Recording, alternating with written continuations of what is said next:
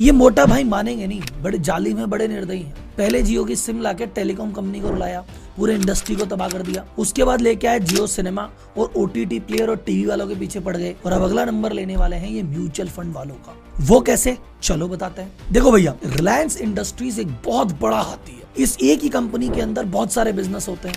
Oil का business भी है, रिटेल भी है, टेलीकॉम भी है, सब कुछ है। तो मोटा भाई का प्लान क्या है कि धीरे धीरे इस हाथी को हल्का करें। इस पूरे ग्रुप में से अलग अलग कंपनियां निकालेंगे, उनको अलग अलग लिस्ट करेंगे। तो लोग सोच रहे थे कि अब की बारी रिलायंस रिटेल को अलग कर देंगे, कोई सोच रहा था नहीं है जियो टेलीकॉम को अलग कर देंगे। पर मोटा भाई आउट ऑफ सिलेबस नई चीज लेके आ गए, उन्होंने कंपनी अलग की, जियो फाइनेंशियल सर्विसेज। अब मोटा भाई के जलवे देखो, इन्होंने रिलायंस इंडस्ट्रीज में से जो फाइनेंशियल सर्विस वाला काम है वो वाली कंपनी को इन्होंने किया है अलग। उस कंपनी जिस दिन अलग हुई है उसी दिन इसकी वैल्यूएशन है 1,66,000 करोड़। इस वैल्यूएशन के साथ ये इंडिया की टॉप 50 कंपनियों में शामिल हो गई है। फाइनेंशियल वर्ल्ड की बात की जाए तो 8वीं सबसे बड़ी कंपनी है। बैंक के अलावा जो फाइनेंशियल कंपनी है उसमें 3री सबसे बड़ी कंपनी है। और देखने वाली बात यह है कि अभी तक ये धंधा क्या करेगी, काम क्या करेगी। ये म्यूचुअल फंड का काम करेगी, इंश्योरेंस करेगी, लैंडिंग करेगी, क्या करेगी, ये पत्ते मोटा भाई ने भी खोले ही नहीं है। 28 अगस्त को इस कंपनी की होने वाली है एजीएम और उसमें शायद मोटा भाई खुलासा करेंगे कि करने क्या वाले हैं। बट बाजार में जिस तरह हवाओं का दौर चल रहा है, पूरे चांसेस हैं कि भाई साहब ये म्यूचुअल फंड बिजनेस में एंट्री करने वाले हैं।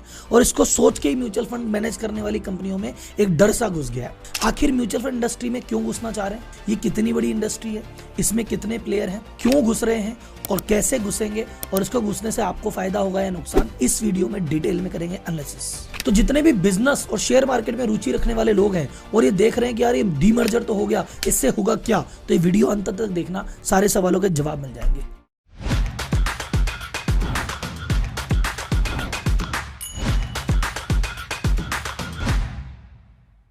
कुछ समय पहले मैंने एक वीडियो बनाया था अंबानी का ब्रह्मास्त्र जियो। उसमें मैंने बहुत डिटेल में बताया था कि भैया इन्होंने इधर से तो डिजिटल यूजर को मोबाइल के जरिए पकड़ रहे हैं और रिलायंस रिटेल के जरिए ऑफलाइन प्रेजेंस बना रहे हैं। और ये दोनों चीजें आगे जाके मिलेगी।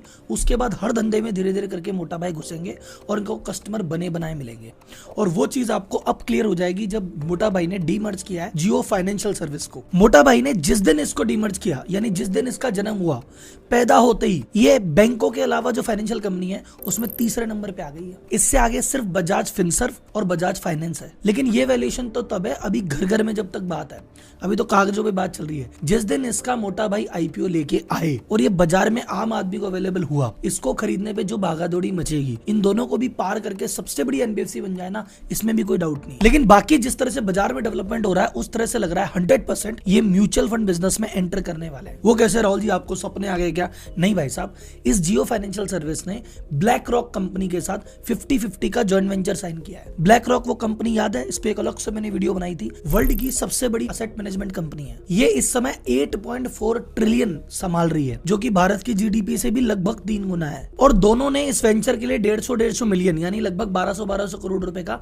कमिटमेंट कर भी दिया है। अब सवाल ये आता है म्यूचुअल फंड ही क्यों? इसका सीधा सा आंसर है म्यूचुअल फंड की साइज एंड इसकी ग्रोथ। आज की रेट में म्यूचुअल फंड इंडस्ट्री का जो टोटल साइज है, जितनी वेल्थ ये मैनेज कर रहे हैं, वो है 44 लाख करोड़। ये इंपॉर्टेंट नहीं है कि 2023 में हम 44 लाख करोड़ मैनेज कर रहे हैं। इंपॉर्टेंट ये है कि 2013 में ये अमाउंट सिर्फ 8 लाख करोड़ था। यानी पिछले 10 सालों में 5 गुना ज्यादा एयूएम बढ़ा है। एडलवाइस की रिपोर्ट के अनुसार मार्च 2022 तक इंडियंस जितने भी हैं अपनी सेविंग का मात्र 9.70% ही म्यूचुअल फंड वगैरह में इन्वेस्ट कर रहे हैं। ज्यादातर लोग या तो रियल एस्टेट में इन्वेस्ट करते हैं या फिर इंश्योरेंस वगैरह के प्रोडक्ट में इन्वेस्ट करते हैं। इंडिया इस समय विश्व की 5वीं सबसे बड़ी इकोनॉमी है और धीरे धीरे आगे बढ़ रही है। लोगों की इनकम बढ़ रही है और लोगों का रुझान भी स्टॉक मार्केट की तरफ बढ़ रहा है। तो ये इंडस्ट्री आने वाले 5 साल में यहां से फिर डबल हो जाए, इसमें कोई दो राय नहीं है। इस समय इंडिया में 6 करोड़ 65 लाख लोग एसआईपी कराते हैं, जिसका मंथली फिगर आता है 11,000 करोड़ के आसपास। यानी ऑन एन एवरेज ये 6.5 करोड़ लोग मंथली 2200 रुपए की एसआईपी करा रहे हैं।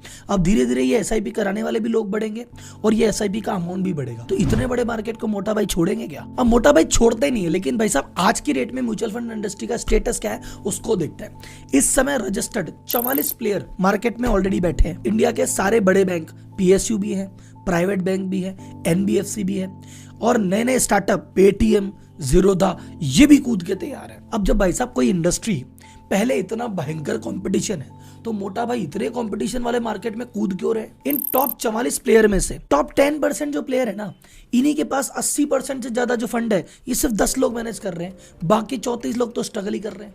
तो जब 34 बड़े बड़े प्लेयर स्ट्रगल कर रहे हैं और 10 लोग ये 80% माल लेके बैठे हैं, इतने कंपटीशन वाले मार्केट में मोटा भाई क्यों आए? क्योंकि ऐसे मार्केट में सिर्फ वही प्लेयर जीत सकता है जो कि इनोवेटिव प्रोडक्ट लेके आए, अफोर्डेबल प्रोडक्ट लेके आए और डिजिटली स्ट्रांग हो। और मोटा भाई कहते हैं इस खेल का सबसे बड़ा खिलाड़ी हम ही है और हमें कंपटीशन से डर भी नहीं लगता। हम जब घुसे थे जियो लेके टेलीकॉम में 10 सर्विस प्रोवाइडर बैठे थे, 6-7 साल टोटल हुए हमको, 10 में से 7 का बोरिया बिस्तर समेट चुका है, ले दे के 3 पार्टी बची है, उसमें से भी सबसे बड़े हम हैं। कंपटीशन से तो हमको डराओ मत बेटा। अब मोटा भाई की म्यूचुअल फंड में एंटर करने की स्ट्रेटेजी क्या है उस पर ध्यान देते हैं। देखो म्यूचुअल फंड में मेन देखा जाए तो 2 तरह के फंड होते हैं। एक हो गया एक्टिव फंड, जहां पे भैया आप महीने की SIP कराते हो और जो बड़े बड़े एक्सपर्ट हैं सो कॉल्ड, वो कहते हैं कि जी हम तुम्हारे पैसे को इन्वेस्ट करेंगे, हम खरीदेंगे बेचेंगे और तुम्हें रिटर्न देंगे, वो बदले में 1.5-2% भैया हमें दे देना। ये एक्टिव फंड कहलाता है। एक होते हैं पैसिव फंड या इंडेक्स फंड, जिसमें हम कहते हैं कि भैया हमको तो रोज रोज के उठा पटक नहीं चाहिए, हमने तो ऐसा किया कि निफ्टी पकड़ लिया, हमने तो निफ्टी खरीद लिया भैया, अब हमको रोज इसमें जो होगा बाजार के साथ होगा वो हमारे साथ हो जाएगा। इनको कहते हैं पैसिव फंड। इनमें कमीशन होता है 20 पैसा 30 पैसा। SBI तो एक फंड लेके आया जिसमें कमीशन मात्र 7 पैसा ही लेता है। अब ये जो फंड होते हैं ये अच्छा परफॉर्म करते हैं, रिटर्न भी अच्छी देते हैं, लेकिन इसको बहुत ज्यादा लोग प्रमोट नहीं करते, क्योंकि इसमें जब कमीशन ले नहीं रहे तो एजेंट को कमीशन मिलता नहीं, और जिसको कमीशन मिलता नहीं वो एजेंट वो प्रोडक्ट बेचता ही नहीं। तो मोटा भाई की स्ट्रेटजी ये है कि जिस प्रोडक्ट को कोई नहीं बेचता उस प्रोडक्ट को मोटा भाई बेचेंगे, क्योंकि ये प्रोडक्ट क्या है, अफोर्डेबल है बहुत ज्यादा। तो ये प्रोडक्ट जब भी लॉन्च होगा बहुत सस्ता लॉन्च होगा। अब इसमें वैसे ही बाजार भाव 20-30 पैसा है, मोटा भाई हो सकता है शुरुआत में 10 पैसे पे लॉन्च करे, 5 पैसे पे लॉन्च करे, और ये मोटा भाई कुछ समय फ्री भी कर देना तो बड़ी बात नहीं है। मोटा भाई की सेकंड स्ट्रेटजी रहेगी डिजिटल फर्स्ट सॉल्यूशन। नॉर्मल कैसे करते थे कि अरे भैया आपसे मीटिंग करेंगे, आपको समझाएंगे, फिर आपका फॉर्म भराएंगे, ये कहते ना डिजिटल फर्स्ट है। 45 करोड़ तो हमारे जियो पे बैठे हैं, मेरे 15,000 से ज्यादा स्टोर है, तो मोबाइल पे तो मेरे पास नंबर तो पूरी दुनिया के ही है, किसकी कितनी इनकम है, कौन क्या लेता है, किसने पिछले महीने क्या लिया, सब पता है सबका सब कुछ। तो उन लोगों को बस सही जगह टारगेट करना, प्रमोट करना, ये ऑनलाइन ही गेम कर देंगे पूरा। मोटा भाई की प्लेबुक सिंपल है, हर चीज को अफोर्डेबल करना, इसमें भी करेंगे। दूसरा है डिजिटली देना, इसमें भी देंगे। और तीसरी सबसे इंपॉर्टेंट चीज, ये क्या करते हैं, मुख्य बंदे को उठा लाते हैं। जब इनको जियो सिनेमा को धूमधाम मचानी थी तो उदय शंकर के लेके आया कि जिसने स्टार बनाया वही हमारा जियो सिनेमा बनाएगा। अब इस बिजनेस को आगे बढ़ाने के लिए वो लेके आए हैं चेयरमैन बना के केवी कामत को, जो कि ICICI बैंक के एक साइड थे, जिन्होंने IC बैंक को इतना बड़ा किया। उस बैंक के बंदे को ले आए कि भैया फाइनेंशियल सर्विस के तो वैसे ही देता हो, अब भैया हमारा काम करो। ये तीसरा मेजर है उनका, क्योंकि पैसे की कोई कमी है ही नहीं। और फाइनेंशियल सपोर्ट के लिए, डेटा के सपोर्ट के लिए खुद के नेटवर्क के अलावा ब्लैक रॉक से टाइप किया है। ब्लैक रॉक के पास है अलादीन।